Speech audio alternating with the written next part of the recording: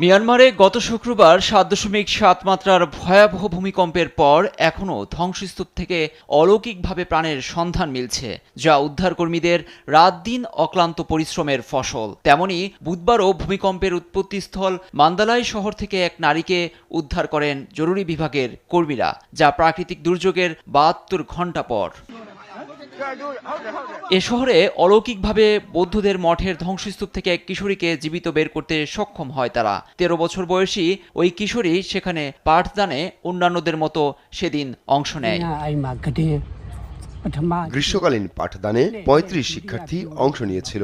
হঠাৎ ভূমিকম্পে ছাদ ধসে পড়লে ২০ শিক্ষার্থীকে জীবিত উদ্ধার করা গেলেও ঘটনাস্থলে মারা যায় ১৩ জন।